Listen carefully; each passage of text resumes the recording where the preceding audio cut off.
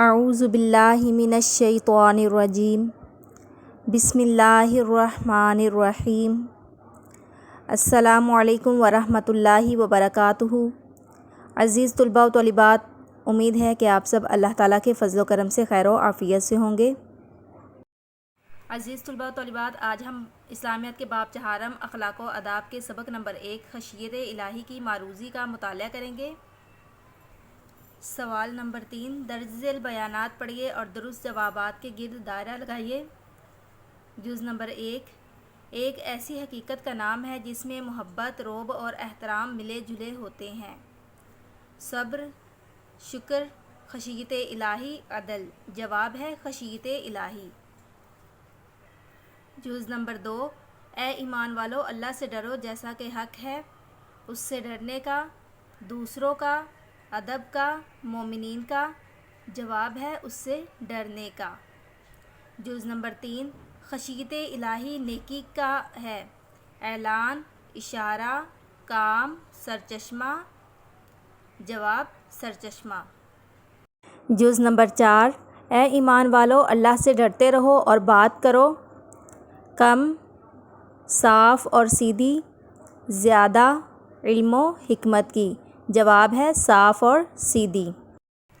جز نمبر 5، اللہ تعالیٰ نے سورۃ عبسہ میں فرمایا کہ کسی شخص کا مرتبہ اس کی دنیاوی سرداری یا مال پر نہیں بلکہ ہے صبر پر، محنت پر، خشیت الہی پر، خوف خدا پر۔ جواب ہے خشیت الہی پر۔ سوال نمبر 4، درج ذیل نامکمل جملے پڑھیے اور درست لفظ لکھ کر خالی جگہیں پر کیجیے۔ عزیز طلباء و طالبات، میں نے خالی جگہ پہلے ہی پر کر لی ہیں۔ جز نمبر 1، برائی سے اس لیے بچنا کہ اس سے اللہ تعالیٰ ناراض ہوتا ہے۔ جز نمبر 2، خشیت الہی انسانی زندگی میں بے حد اہمیت رکھتی ہے۔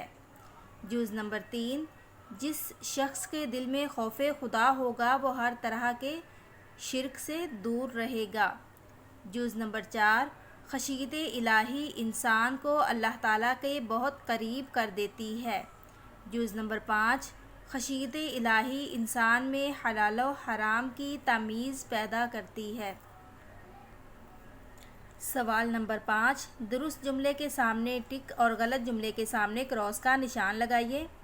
جز نمبر 1، خشیت الہی سے مراد اللہ تعالیٰ کا خوف اور ڈر ہے۔ درست ہے۔ جز نمبر 2، اگر انسان میں خوف خدا نہ ہو تو وہ اچھے برے کی تمیز کیے بغیر اپنی خواہشات کی پیروی میں لگ جاتا ہے۔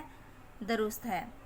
جز نمبر 3، علم کی بدولت جب اسے اللہ تعالیٰ کی عظمت، بزرگی اور جلال کا احساس ہوتا ہے۔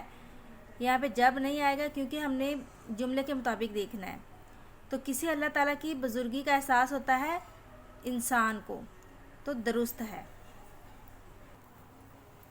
جز نمبر 4، خشیت الہی انسان کے اخلاق و کردار پر منفی اثرات مرتب کرتی ہے۔ غلط ہے۔ جز نمبر 5، خشیت الہی انسان کے اندر سے عاجزی اور انکساری ختم کر دیتی ہے۔ غلط ہے۔ سوال نمبر 6، لائن کے ذریعے کالم الف کو کالم ب سے ملا کر آپس میں تعلق قائم کیجیے۔ کالم الف اور کالم ب۔ زیادہ باتیں کرنے والا بڑا عالم نہیں ہوتا بلکہ اصل علم والا وہ ہوتا ہے جو اللہ پاک سے زیادہ ڈرتا ہے۔ اللہ تعالیٰ نے سورۃ عبسہ میں فرمایا کہ کسی شخص کا مرتبہ اس کی دنیاوی سرداری یا مال پر نہیں بلکہ خشیت الہی پر ہے۔ حضرت محمد صلی اللہ علیہ وآلہ وسلم نے خشیت الہی کو دانائی کی اصل بنیاد قرار دیا ہے۔ خشیت الہی انسان کے اخلاق و کردار پر بڑے مثبت اثرات مرتب کرتی ہے۔ خشیت الہی انسان میں حلال و حرام کی تمیز پیدا کرتی ہے اور انسان کو دنیا و آخرت کی بھلائیوں کے حصول کے قابل بنا دیتی ہے۔